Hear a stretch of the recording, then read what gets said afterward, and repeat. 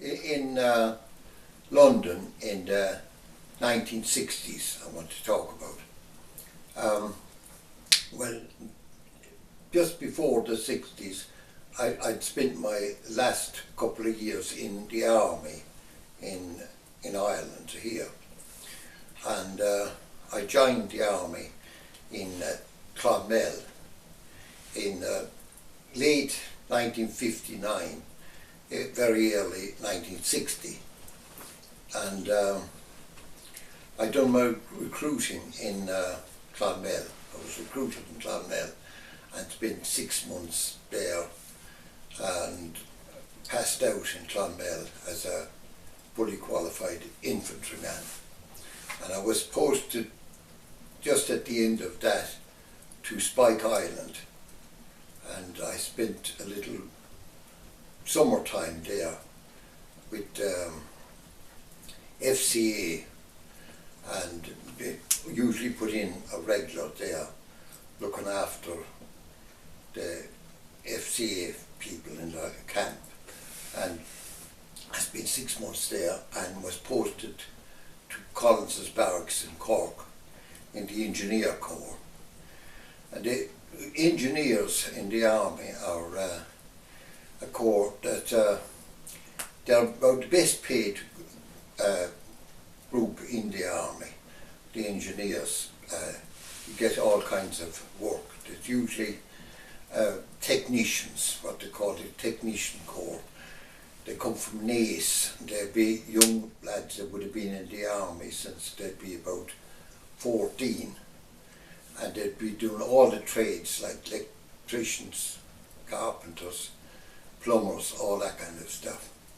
But I took on, you know, because if you have a trade, if you can prove that you've been a trade, but my grandfather had been a shoemaker, so I thought to myself I could become a technician and get some technician's pay.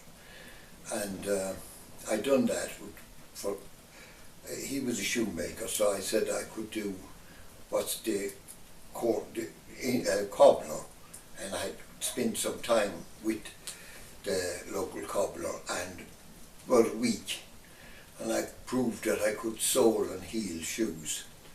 So for that then I got my technician's pay, and at that stage I was doing my engineer course as well, which was mostly was bomb disposal and you know, laying mines and things like that, and breaching minefields, building bridges and things like that.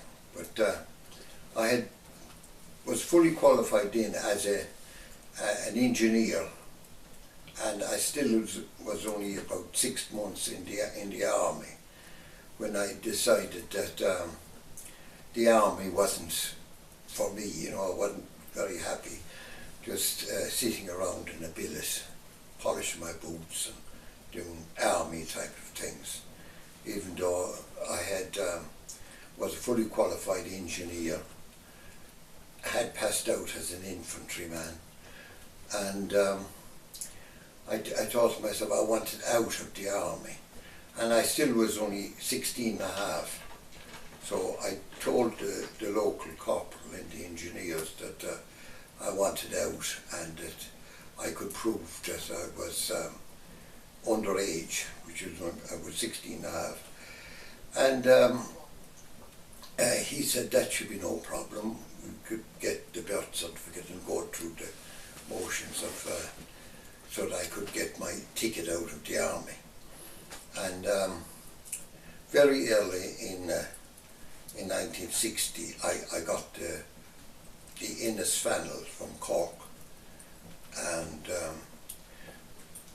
you know, when I got to the other side in Wales, in Holyhead, I was surprised to see a steam train, my very first time seeing a steam train. So got on the train anyway, had my ticket, and chugged away through the night and just into Paddington the following morning, and got out of Paddington station and seen the the old taxis were there and the old steam train, and it all looked a bit strange to me. But got on number 15 bus then that take me to Ladbroke Grove, which was the first place that I stayed in, and got off, and I could walk over and see the old Portobello Road, and I ended up on Portobello Road. I still wasn't quite sure where to get to, where my brother lived at that time, which was Faraday Road, just off Ladbroke Grove. So, as you know, a lot of people there were chatting and talking, and I was wondering, were they all speaking in foreign languages, you know, because I couldn't understand anyone. I'm pretty sure they couldn't understand me either, with a bit of a Tipperary and a Cork accent. But eventually I found where my brother was in Faraday Road, and it was on a Saturday, so he was home, and we looked around for some rooms to stay, and a job for me was the thing. So he was working at that time in the Standard Triumphs in up near Park Royal, and he got me a job there polishing new cars, bringing them out into the showroom and that type of thing. And I eventually got myself a room to stay in a, it was like a digs at that time, a lot of different people living in rooms and having a dinner upstairs. And this was the old Ladbroke Grove, and it was a lot of Irish living in Ladbroke Grove at that time. So I had to get used to a new country and a new job and all that type of thing. And it was a £5 a week I was getting for this. And at that time I still managed to buy myself a suit and stuff like that, even though at that time you get a suit made to measure. And eventually I met a guy that was in that room I was in, was Barney Kenny. He was from Galway, and he told me that he could get me with him plastering, and I'd be serving my time to him, you know, like I'd be tending him, but also serving my time. So I got to work with Barney, and he told me that he'd give me £2.10 a day, which was a huge increase in my wages. And I went to work with Barney and having drinks in local pubs, even though at that time I shouldn't have been, even though I had drank in Cork before I left, and I drank Guinness for as little as £1 shilling and 2 pennies for a pint of Guinness. So I drank and danced all over Cork and all the different dance halls, from the Francis Hall, the Gresham, the Arcady, the Greg Hall, all the different halls that were there. And so to get on with it, we were in London now, and first place I went to dance there was the Dockmorrow, which was owned by the Casey brothers, who were wrestlers. And at that stage I liked the idea of looking for a wrestling club to join. So I joined the Foresters Amateur Wrestling Club, which was just off of Ladbroke Grove. And so I was quite busy then, like I had plastering, and I went to Wilson Technical College at night to learn London Sitting Gills in plastering, and I was doing a bit of decorative plastering, and all that was, you know, 3 nights a week. So you had technical drawings, theory, and another night for practical. So it was quite, I was busy trying to keep up with doing something in wrestling and watching, you know, there was 3 nights a week wrestling, but of course I couldn't give 3 nights a week to wrestling because there wasn't enough weeks, days in the week, or you know, to do all the different things I wanted to do. So it was coming on now for about a year in working like that around Ladbroke Grove and conversion jobs with Barney. And it then came 1962, and in 1962 myself and my brother, we had this, Jim, my brother, had this car which was capable of doing 150 miles an hour on the M1. It was an old Ford Anglia at that time. And that year, 62, we went to Brands Hatch to racing, because he was interested in car racing and fast cars and that. And we watched for a whole day, we watched race cars, the ones that were around at that time. Most of them were built in little muse places like that. Most of them were like kit cars. They were built for speed, and you had the 4 wheels, and the race driver sat in the middle of the cars.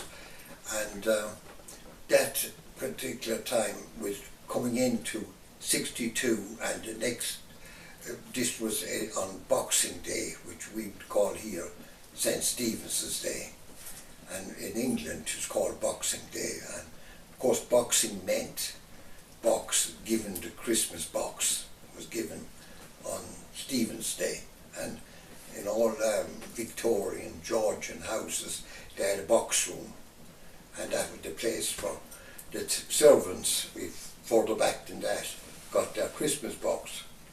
So hence the name Boxing Day. But then we were going into 63, which was the bad winter of 63.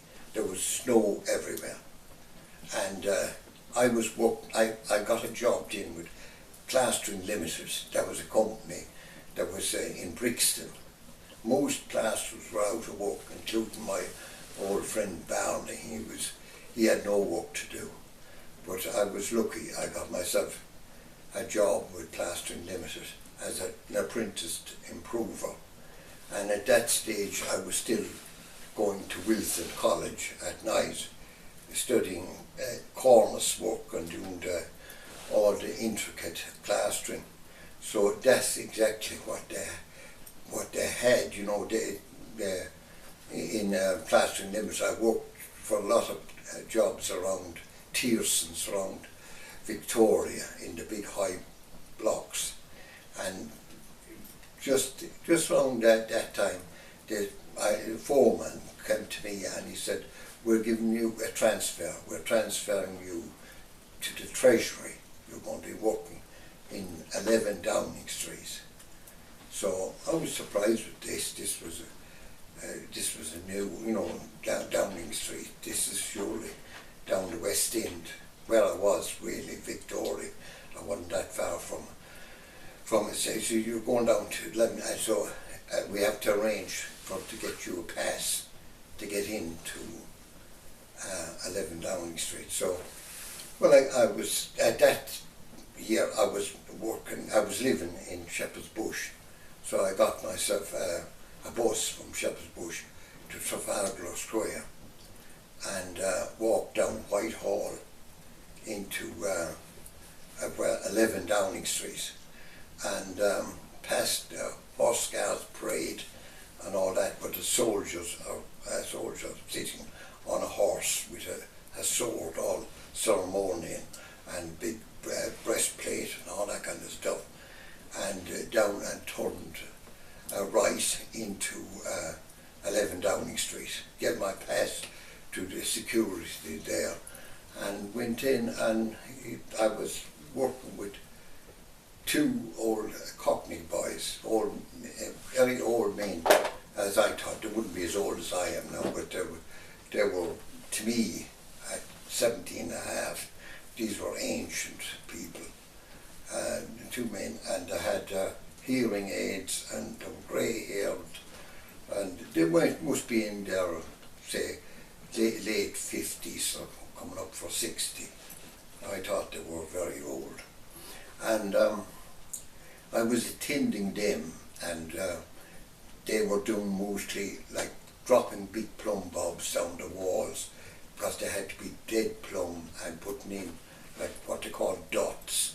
You put in a little guide to make a screed into each corner, and the ceiling had to be square. The ceiling had to be square with the wall, and everything had to be lined and plumbed and dotted. And that's the way it was done with the big plumb bobs. Dropped a line down and put a little piece of, like a little piece of wood and a bit of plaster before that, and you get just right at the back of the line. And I was showed all how to do that. Of course, I was doing it at the college at night and there during the day. So it was interesting work, and I was there for all through the bad winter. And at that time it was Moram's builders were doing the work in 11 Downing Street. And at that same year, I was trying to wrestle at night time and go to night school, and I had a full, my time. Like I said before, there wasn't enough of days and nights in the week to do everything that I wanted to do. I had to cut some place to get everything filled in, and I was trying to do wrestling, study 3 nights a week, and I could only do 1 night a week wrestling. So then I was asked halfway through, like when I was there about 2 months, I was asked by the foreman, would I join their soccer team, which is English football, not, I was using Gaelic football and stuff like that, but this was football proper, like our English football. Would I join the club to represent the Molam's builders against other clubs in a kind of a league that was there. So I was mad for doing things, young and enthusiastic, so I didn't want to turn anyone down. So I said yes, of course, I would like to.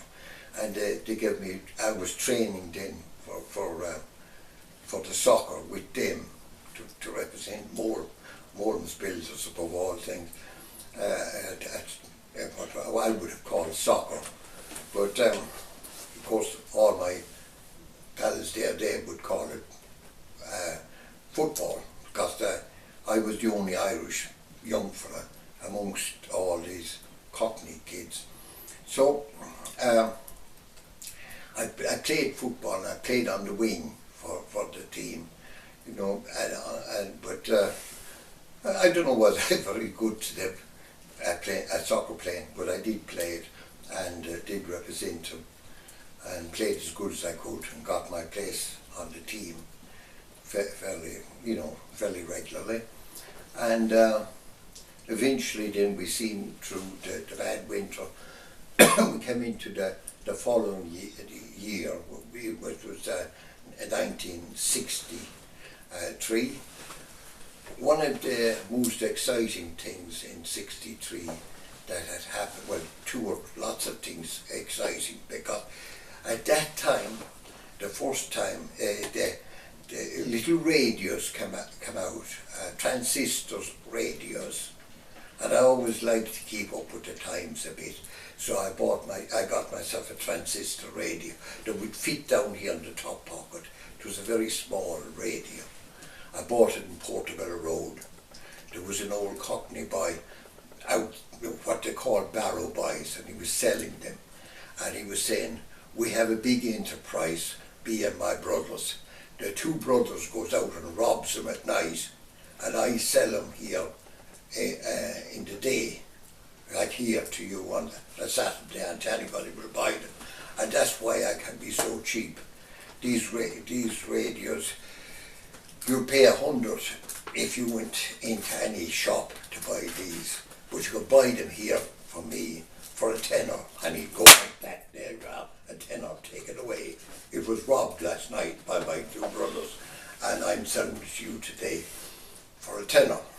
So I had my radio, and one of the news that broke on that radio was in 1963 was two prostitutes, one named Christine Keeler and the other one called Mandy Rice Davis, had taken the government down.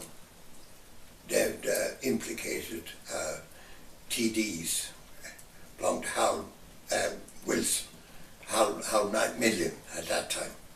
Hal Macmillan was a Tory, and they were in power in 1962-63, and that was the big news. The government was taken down by two prostitutes. So that was one of the big news that happened, and I got it myself on the top of a red bus on my way to 11 Downing Street. So I had that news. And the other news that was coming was a young Cassius Clay had just beaten Floyd Patterson he beaten Floyd Patterson. He was on his way hoping to win a world's title, and he was very big-mouthed. He was talking all over the place, and at that stage I had known Buddy Sugro, which I was going to his pub in Carlton Vale at night sometimes, and I met Henry Cooper on the album. We all liked Henry Cooper, was top man.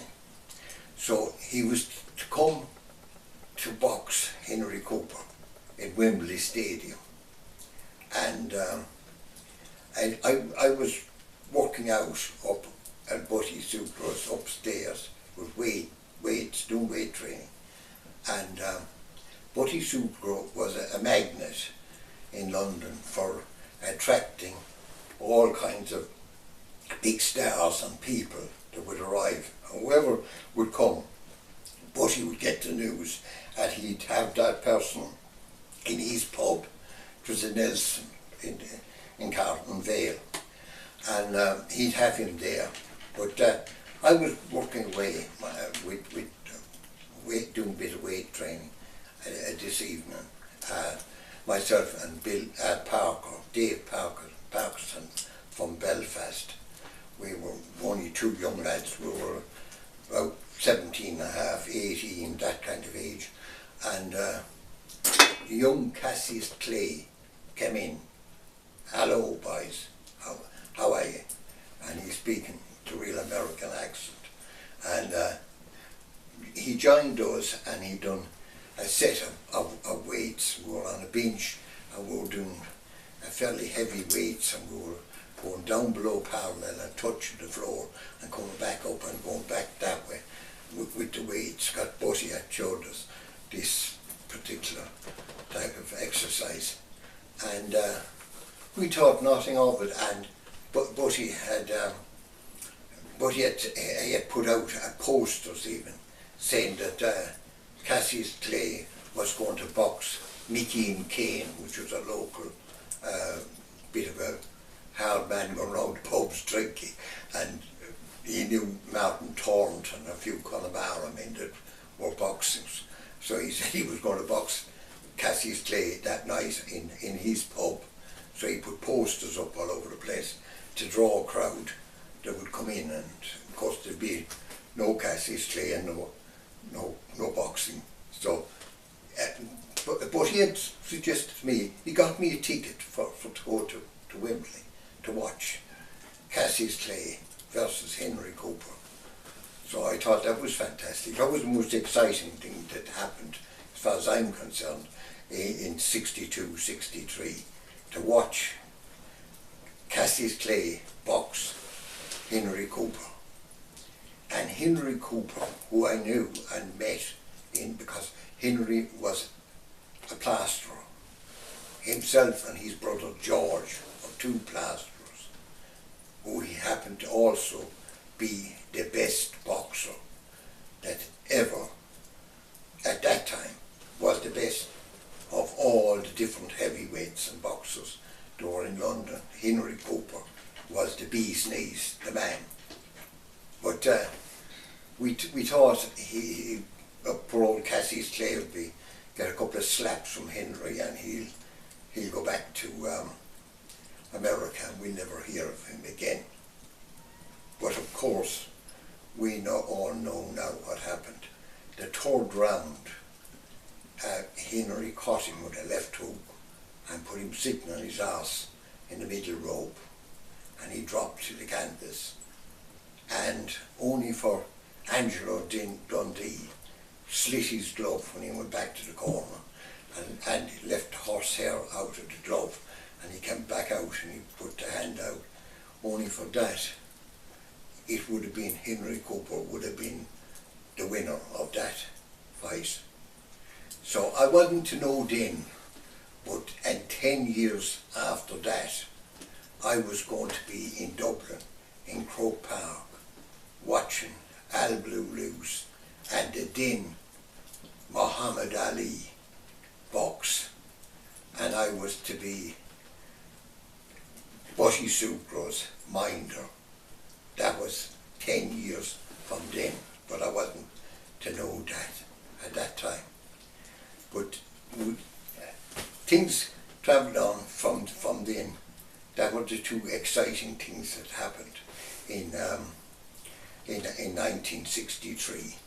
But it was in 1964 that my biggest, the best thing that ever happened to me, I can say, in London, in my long 30 years living in London. I was living back in Ladbroke Grove again at that time. And there's another place just off Ladbroke Grove, between Ladbroke Grove and Shepherd's Bush, all places that I knew like the back of my hand. There were places that I had walked around, drove around, everything. And at that stage, I had a car. I had a Vauxhall Velux, and down in Latimer Road, which was a kind of Steptoe and Son type of part of London. You had the characters there.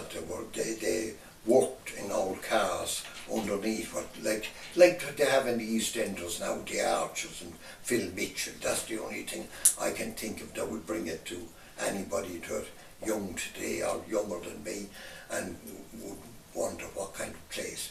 It was like arches underneath the Metropolitan line, which was on the way into Shepherd's Bush and Hammersmith. That line, you had these places, but you do just under the viaduct, to bring the railway over, and the arches underneath, they made little garages on them. And there was 3 of these little garages there in Ladbroke, in Latimer Road, on all roads. Someone would be doing car spraying, another one would be building engines, doing like engineering. And there was one guy that I met in, a young Cockney, and he said to me, that we'd swap cars. He had a Vauxhall Cresta, which was a newer one than my Velux. So we talked about, different things like young fellas would. And he said, did you ever hear, he said, have you heard of the Stones? And I said, what's that? He said the Stones, he didn't say the Rolling Stones, because a Cockney always cuts things, you cut it short. So he said to me, did you hear of the Stones? I said, no, what's the Stones? He said, you've heard of the Beatles? Of course I did. Everybody knows the Beatles. I said, at that time, 1964, everybody knew the Beatles.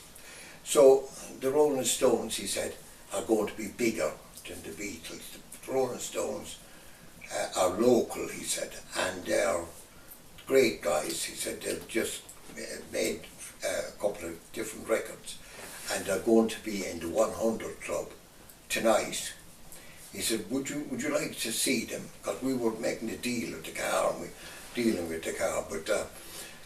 But he said, I'm going there tonight. He said, I can drop you down there and introduce you to the Stones, because he's working with them. He said he's a roadie with them. He was a electronical engineer and a person who could yoke up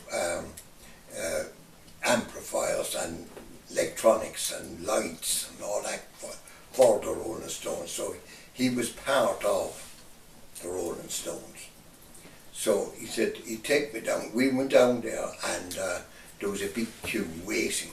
So we went in around the back. We had a Bedford Domino, which was to bring the gear, but the gear was already there and on stage at that time. And he parked up the Bedford Domino, and we went in around not the front of the 100 clubs, but in at the back, and parked the Domino there, and went inside into the basement, which was the dressing rooms. And the first person we seen there was Tom Jones, and this was the famous Tom Jones. Now that everybody knows is a pure superstar, but at that stage in 1964, he was a fella that came up from Wales. He came from the collieries and mining people, and he was going to sing, and that he's a fantastic singer, he will be. But that was the famous Tom Jones. He was there. Brian Jones, the man that we know now, that he was a brilliant guitarist, and he was a man that could play guitar nearly as good as Jimi Hendrix and the great blues guitarists. But and reggae, that kind of man.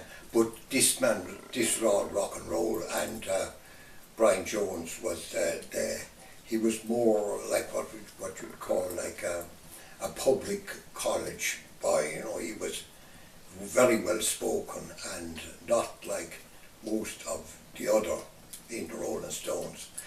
And he had Marianne Faithfull was his girlfriend at that time, Brian Jones. Mick Jagger was there, and the sweat was pouring down off of Mick Jagger there after coming back out of the after playing, and the sweat was pouring. It was like pouring down off him. It was like they came out of a shower or something. But the people were running, mostly young girls, and screaming, and they were falling down. St. John's Ambulance Brigade pulling them up onto their shoulders and out the door, and all sorts of things. Like, this was bedlam. It was really weird. But the one person there that anybody could talk to, very easy to talk, was Mick Jagger. He was a great man for, you could say anything to him, and whatever you'd say, he'd give you back more. Like pure slagging and talking, like, very easily. He's a very easy person to talk to. But of all the people that were there, Mick Jagger seemed to be the one that all the girls wanted to talk to. And, you know, he was just, you could see why he could be a great star, even though I hadn't heard him singing a note. Like, he just came out, just happened to be there. And the guy that was with me introduced me to him, and I was talking to him, and talking away, like having a crack, like whatever to be. But just about that time, a girl came out, and she collapsed and went down like a sack. And she came up in, and when we got back up onto her feet, and she turned, and it was me, she was. And she said, who are you? She said, well, I said, never mind who I am. I said, can you meet Mick Jagger? So immediately she just dropped again, like a sack of spuds, right down, wallop onto the floor.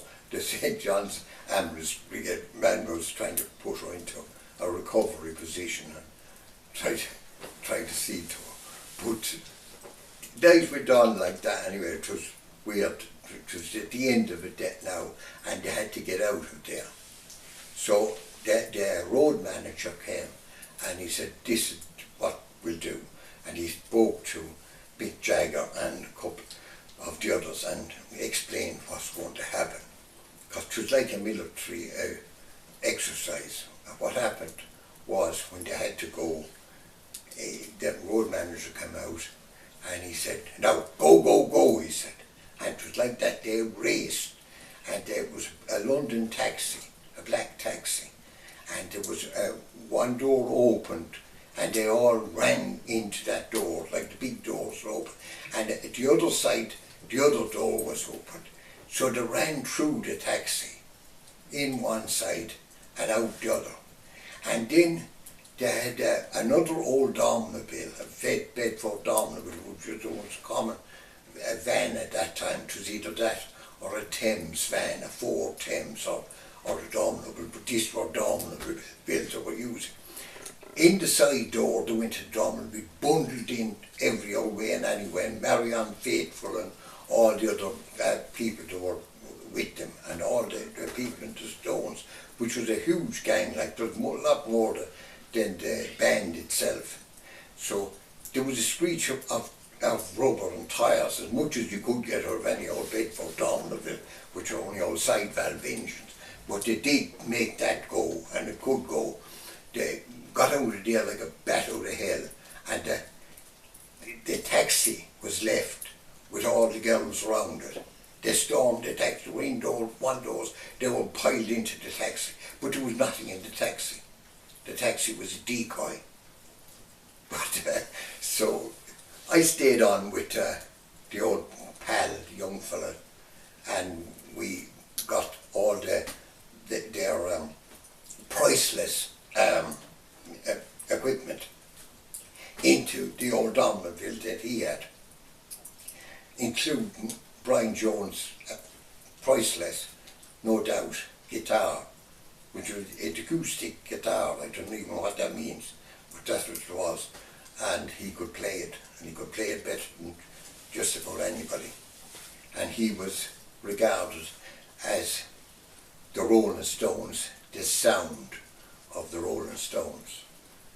So that, without a doubt, he said then he was on his way to the next gig, and he was going to drop off, and they were all staying out by the Busy Bee, it was called. That was out the North Circular Road, and it was a place mostly was bikers used to go there. I knew at that time that there was bikers. They used to leave the Ace Calf and they used to go to a place called the Busy Bee. So I knew what he was talking about. So he dropped me off at High Park Corner, which was just off the Edgware Road would lead up to it. So I went down Edgware Road and I got myself the 15 bus and went back down into where I lived at that time, Ladbroke Grove. So that's a little look into my time in swinging London in the swinging 60s. And it was, anybody should have been there. But you'd have to be my age if you want to be there. Okay, good. Goodbye.